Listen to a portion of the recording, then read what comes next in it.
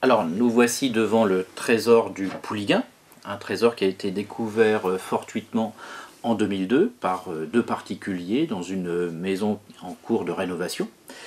Ces deux particuliers, dont le propriétaire de la maison, en fait, s'affairait à rénover le plancher.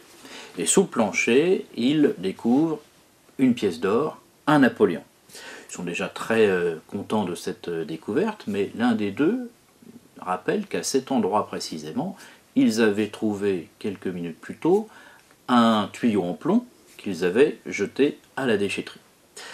Ils sont allés à la déchetterie, ont récupéré le tuyau de plomb, et en le secouant, en fait, ils ont fait tomber 319 autres pièces d'or, 319 autres Napoléons. Parce qu'en effet, ce trésor est composé donc de 320 pièces d'or, 260 pièces de 20 francs or, que l'on appelle communément donc des Napoléons, et 60 pièces plus petites, des pièces de 10 francs or, que l'on appelle aussi communément donc des demi-Napoléons.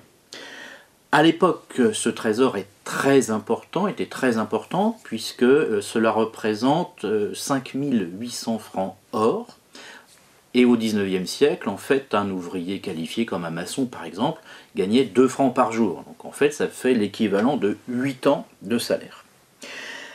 Un trésor qui, de toute évidence, a été constitué progressivement, sur une cinquantaine d'années environ, entre les années 1850 et le tout début du XXe siècle. La pièce la plus ancienne remonte à Napoléon Ier, c'est une monnaie qui est datée de 1813, mais en réalité, il s'agit d'une monnaie en circulation résiduelle, c'est-à-dire une pièce ancienne qui reste, qui continue à circuler, mais l'essentiel du trésor est surtout composé de monnaies du Second Empire, de Napoléon III, notamment les 20 francs tête nue, ou les 20 francs à la tête laurée, et ensuite on retrouve des monnaies de la Troisième République, les 20 francs au génie, et plus encore, et ça c'est important pour déterminer la datation du trésor, des pièces très connues du grand public, les 20 francs au coq.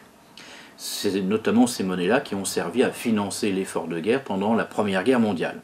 Eh bien, la monnaie la plus récente du trésor est de ce type, et elle date de 1906. Ça nous permet justement donc de dater l'année de l'enfouissement de ce trésor, puisqu'on n'a pas de monnaie ensuite de 1907.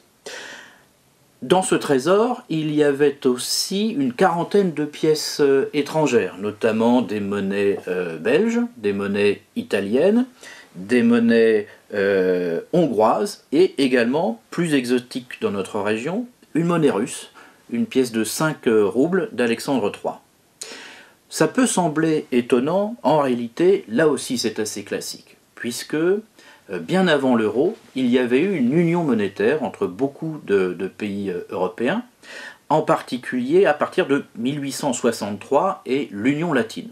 À partir de cette date-là, beaucoup de devises européennes s'étaient alignées sur le même étalon. Si bien que 20 pesetas espagnols, par exemple, valaient autant que 20 francs français, qui valaient autant que 20 lires italiennes, autant que 20 francs belges.